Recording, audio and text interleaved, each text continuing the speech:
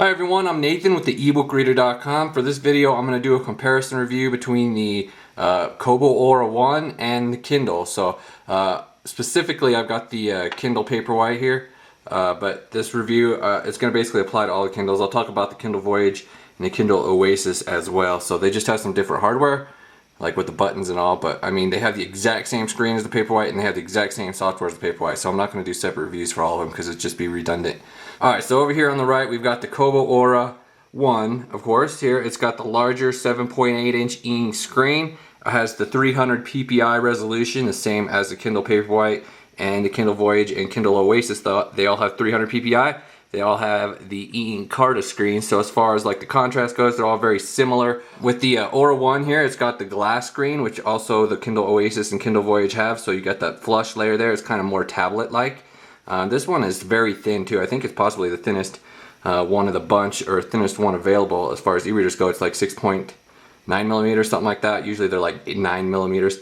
Yeah, it's very thin. It's actually very light too. So even though it's got the bigger screen, it's actually lighter than the Kobo Aura H2O, which has a 6.8 inch screen. So obviously the bigger screen, it does add a little bit more weight, but it's really not that much as you would think. I mean, it feels way lighter than a tablet. Like I've had some tablets this size, and they're way heavier than the Kindle or the Kobo Aura 1. It weighs 230 grams, so it's really not that heavy. Alright, so I wanted to talk about the front lights between these two because that's one of the major differences. So we got different screen size, huge difference, right?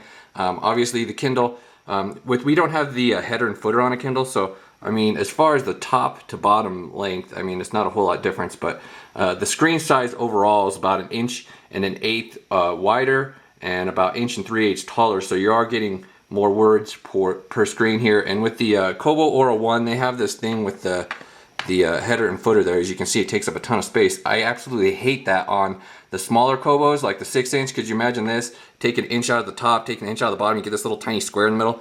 So I really don't like the footers on the smaller Kobos, but I don't mind it on this bigger screen. You got all this extra screen real estate. I don't mind those header and footers. So there's actually a patch that you can install. Over at Mobile Read, there's a whole development forum for Kobo devices. There's all kinds of patches and custom mods you can make. So there is this one patch where you can get rid of the header and footer if you like. You can enable full screen mode. I usually have that on the smaller Kobos, but I don't really mind it, like I said, on this larger screen here with that extra space on the top and bottom there. Alright, so next I wanted to talk about the front lights because we have a huge difference in front lights with these two. I don't know how well it's going to show up on the camera here, but let's go ahead and just try it out. So with the Aura 1 here, we've got this new color temperature. You've got this natural light, which adds a color to it, sort of an orangish color for night reading because it filters out the blue light is what it does. So that's kind of cool that you can customize the color temperature on the Kobo Aura. Personally, I don't care for this orange color at all, but in the like midway settings here, so you can't really even see the orange, you get more of a softer sort of color to it instead of the bright bluish color. If you go all the way down here, it's got the more of the blue tint to it. So I really think that's a cool feature actually, because you can color, some people like the warmer color better. You can like customize it exactly how you want it. And there's also an auto brightness sensor on the Kobo Aura 1. It will also work with the natural light where it starts to get more natural color to it towards the end of the day. You can also set the bedtime schedule right there. And you've also got the auto brightness sensor here for the brightness of the screen. The thing about it though is it kind of it overdoes it. I don't really care for the auto brightness. I know some people like it. I've never really liked it. I never liked it on tablets. I don't like it on this. It just adjusts too much and it distracts me. So I keep auto turned off all the time, but it is nice to have that option. So the Kobos, you can actually turn the light off. If you go all the way to 0, the light will be off. With the Kindle, it doesn't actually go all the way off. It's always on just a little bit, even at the lowest setting, though you can't see it, so I don't know why people complain about it. But you can get, as far as the brightness goes, let's go with max on the Kindle and then max on this. I do think that the light is just a little bit brighter on the Aura 1, but you know, they're very comparable as far as that goes. They both have a good front light as far as the evenness goes. When you're using the like color temperature, the like bluer color temperature on the Aura 1, it's really looks good. You can see right here there's not really any shadows or anything. Kindle, same deal. When you use the warmer temperature on the Aura 1, it starts to get weird. It's like there's sort of some color gradients you start to notice. So if you go all the way to the extreme setting where it's super orange, it's really strange. You can kind of see some different colors in here. I guess it's not really showing up on the camera though. It's sort of like a lighter spot right here in person, but it's really not that big of a deal. I think that's a really strange way to read personally, but that's at the very extreme setting, so you can fine tune it to have it a little bit less jarring on the lower settings here. So I kind of like it I always kind of like the bluer light personally, but I kind of like just a little bit in between too, like right there. It's kind of a cool aspect with the Kobo having the natural light. So another cool thing with the Kobo that makes it easy is you can adjust the light by swiping up and down to the left side of the screen here. I was missing it there for a second.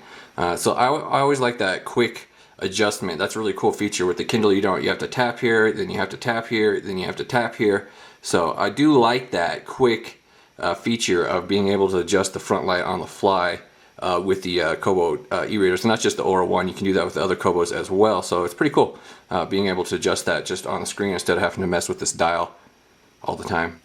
So they both have the same processor, the same amount of RAM. The Kindles, they all have 4 gigabytes of internal storage space, and the Kobos, they have this. The Kobo Aura 1 has 8 gigabytes. The other Kobos have 4 as well. So the Kobo Aura 1 has double the storage space, and then you've also got neither of them have memory card slots. Kobo has started to do away with memory card slots on all their devices, so neither of them have those. We got the same processor, same RAM. So, but the functionality on the Kindle, you got a little bit more software features, and page turns are just a bit faster. I'm having some unresponsiveness today with the Kobo Aura 1.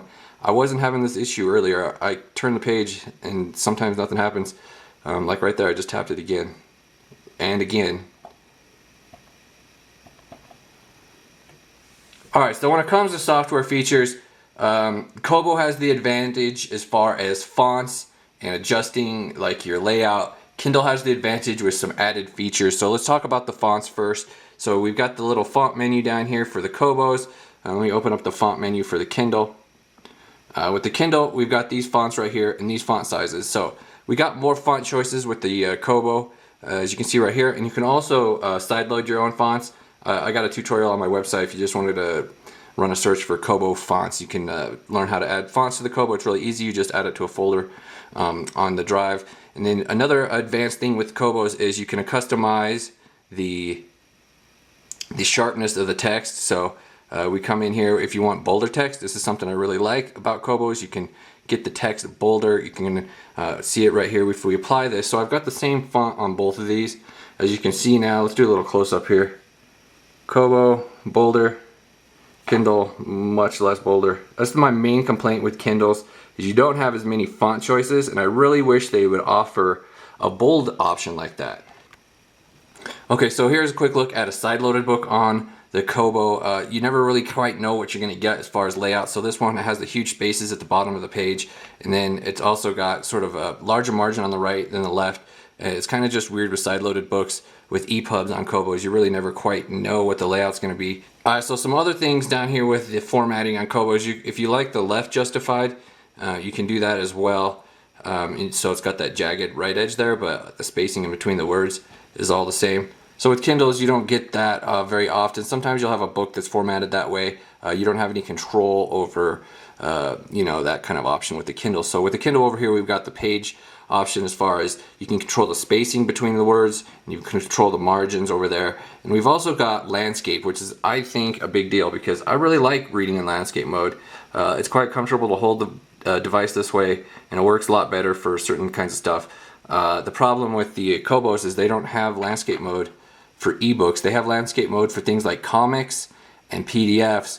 Alright, so some other things, we got kind of a similar deal with this estimated reading time. So the Kindles, they have the timer down here in the corner, and you can set the settings right here if you wanted to show time left in chapter, time left in book or whatnot, and then that shows down here in the corner 11 minutes left in chapter. So the Kobos, they got this reading timer deal here too as well. It's a little bit more advanced, so it'll tell you how much time you got left to go in the book, and it gives this little dial like showing basically how long the chapters are in relationship to each other, and tell you how long it'll take you to finish the book as well. So you got the estimated reading timer on both of them. That's kind of cool, a little bit more advanced on the Kobo. Here's the main weakness with Kobos. For some reason, it's always been like this. I don't know what their deal is. It's kind of frustrating me because it's like anytime you try to add highlights on Kobos, it just doesn't work well. Like every other e-reader works fine for adding highlights, but for some reason Kobos, it just doesn't work well. I'm trying to get it down here to where it says off fellow, yeah, it doesn't work. And half the time it'll just disappear. So if you're just highlighting one word, it'll work, or it'll turn the page half the time. For whatever reason, just the highlighting is super wonky on Kobos. I mean, I don't know if it's because of this capacitive touchscreen or what, but it's basically unusable. Kindle, all we do is go over here, pull, drag, super easy. We wanted it pocket, okay, we wanted it side. I mean, seriously, it's so smooth compared to the Kobo. What's the deal with that? I don't understand why they got to make highlighting so unusable on the Kobo. Another thing that's unusable on the Kobo is pinch zooming. It's super wonky if you have like a PDF or something. I don't know, it works so much better on the Kindle. Another thing with the Kindle is you can use pinch zooming to quickly change the font size, which is nice. You don't have to go in and mess with the menu. That doesn't work on the Kobos. It'll just turn the page or whatever. So other advantages with Kindles, they have a lot more like software features. So this is a cool thing with the Kindles. You got this page scan feature where you can check out all the different pages, scan through this quickly, and then whenever you select a new page, it will have the option to jump back to your old page right over there. We've also got this opening where you can scan through one page at a time. You can jump through the content of your book right here. And so the Kobos, that just has this little navigation deal down here. So it has this little dial. I'm having problems with this screen responding today. I don't know what the deal is. I'm constantly having to repress things. And we also have this little deal right here where you can jump pages. I have no idea why you can jump pages using this, but the double arrow jumps paragraphs. It jumps chapters. And then you've also got the table of contents link right here you can jump to. And then it'll remember as well once you jump to the table of contents. It'll remember your previous location, but when you're jumping around on the dial, for some reason, it doesn't have that previous location option. So the Kindles also have some other advanced software stuff, like this book doesn't have it. It has X-ray, and then you also have the vocabulary builder. So whenever you look up a word in the dictionary, it will get added to your vocabulary builder, and then you can use this flashcard feature to go through them. And so you've got that option on here. Kobo doesn't have anything like that. And another thing with the Kindles is it saves all your notes and highlights in the My Clippings folder. It can easily be exported, and there's also a bunch of other ways to get those and other programs you can use to get your notes and highlights off Kindles, whereas on Kobos there's no way to get your notes and highlights off. Some books have WordWise where it will give you hints for the words. It's kind of like a learning tool for kids or if you're learning a different language. So it'll add these words above harder words, and you can also control it down here, like how many words it'll show. So there we go, you see these little words get added, little definitions get added to some of the harder words. As far as PDF performance goes, it's way better on Kindles. I thought that this larger screen would be a good option for PDFs, but it really isn't, just because Kobo software is so weak when it comes to PDFs. I mean, I was looking at like a review from 5 years ago, and they basically haven't even changed a single thing with PDF since then, so it's crazy. And like, as you saw how long it took to open it, page turns take about just as long with the Kindle. It's just a lot more functional for PDFs. I actually use it for PDFs all the time now. Look how much faster it is. You can actually turn pages at a normal clip. With the Kobo, it kind of bogs down. Actually, it's going pretty decent, except for it's not recognizing my turns half the time. So then with the Kindle, you got like the other features as well. You can do stuff like on the text, whereas the PDFs are basically just a picture on the Kobos. You can't do anything with them other than add a bookmark. You can try to zoom in, but it's super wonky usually.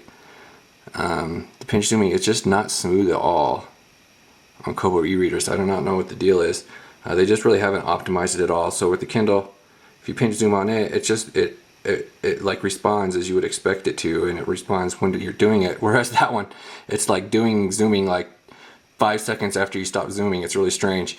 So yeah, PDF's a lot better on the Kindle. I don't know what the deal is with the Kobos. I really wish they'd have better PDF support, because look at that screen. It's way better for PDFs. It's like the larger size, obviously, it's way better. Another huge advantage with the Kindles as far as PDFs, a lot of PDFs have faint text, and you can darken the text on the Kindles, whereas you don't have that option on the Kobos. You don't have any options on the Kobos other than zoom and turn pages, so that's basically it. You can switch it over to landscape, but you have to scroll in landscape instead of it turning pages, whereas the Kindle, when you're in landscape, it will just scroll down it'll turn pages to scroll down the page. So here, let me show you. So if we had this page here open, oh, we got to fit it to width first.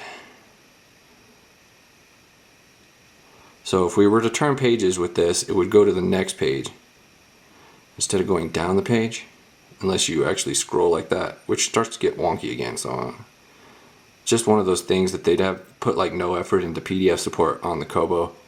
Unfortunately, because it would be really good for that. See, it's still showing some part of the page over there and stuff. It's just really not a good option for PDFs. And then you got to scroll down the page that way, whereas when you're using PDFs on the Kindle, it'll just automatically turn the page to the lower part of that page, so it just continually goes down, which is a lot more functional. Another cool thing about the Kindle is hyperlinks work. So if you tap on a hyperlink, it'll take you to that page where hyperlinks aren't active on the Kobo. So if you're thinking about PDFs, even a larger screen, it's really not a benefit at all on the Kobo, unfortunately. Alright guys, so I've rambled on long enough. I'm going to go ahead and wrap up this review right here. Check out the ebookreader.com for more info, more reviews on these guys, like I said.